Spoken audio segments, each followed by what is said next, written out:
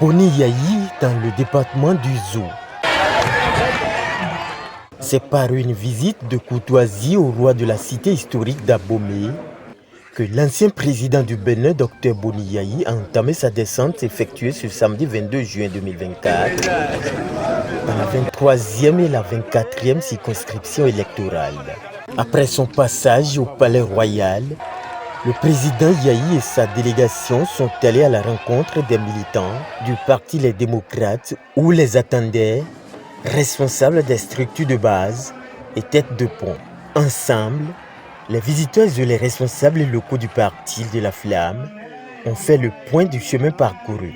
Nous sommes dans la 23e, les structures sont en cours d'installation. Nous avons pris légèrement du retard sur le programme qui avait été prévu, mais nous y travaillons et nous sommes presque au bout d'arriver. Monsieur le Président, comme recommandé par les directives du parti, nous avions démarré les activités d'installation dans les 4 communes qui ressortent de ma circonscription électorale avec une forte implication des militants et sympathisants. À ce jour, les installations des cellules de base dans la commune de Boïkon ont connu un grand succès. Celles d'Abomey sont presque finies. Quant à Djidja,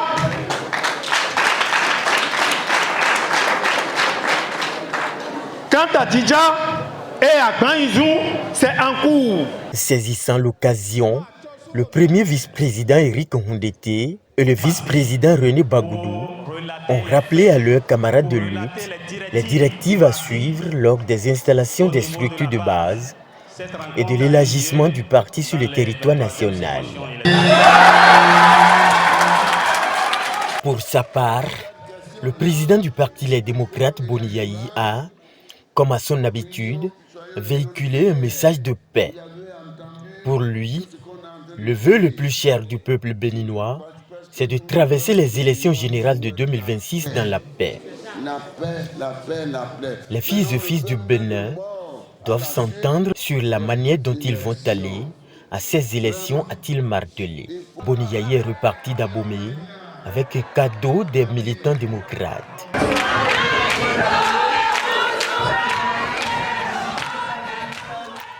Après la cité historique, c'est Zakota qui a accueilli le président Boni Yayi et sa suite. Ici également, l'exercice n'a pas été différent. Après avoir fait un point du niveau d'installation des structures de base, Zakota a exprimé son ras-le-bol de la gouvernance calamiteuse de la rupture. Ce Bénin est dit reconnu dans le monde entier comme le laboratoire de la démocratie en Afrique règne aujourd'hui en maître les exclusions de toutes les voix discordantes de toutes les compétitions électorales.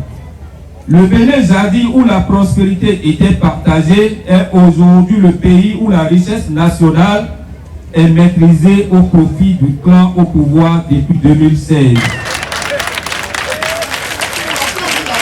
Ce Bénin, Monsieur le Président, sous votre mandat où l'ONASA arrivait à maîtriser les prix des produits vivriers en période de soudure, c'est ce Bénin où aujourd'hui les poules ont picoré tous les grains de maïs et les hommes ont faim.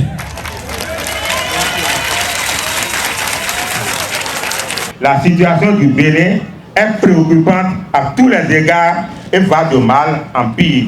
Vie chère, chômage des jeunes, paupérisation généralisée, faillite de l'éducation, bâillonnement des droits humains, confiscation des institutions et des libertés politiques, manipulation du code électoral, échec diplomatique, etc., etc. Le peuple n'en peut plus. Le député honoraire Jean-Marie Allagbé a profité du créneau pour exprimer la gratitude des Béninois à l'ancien premier magistrat du Bénin. Le pays vous connaît et vous le connaissez parfaitement. Le pays vous connaît à cause des 30 000 francs alloués à nos mamans qui vous aiment qui vous adore si tant. Le pays vous connaît à cause de la gratuité de la césarienne.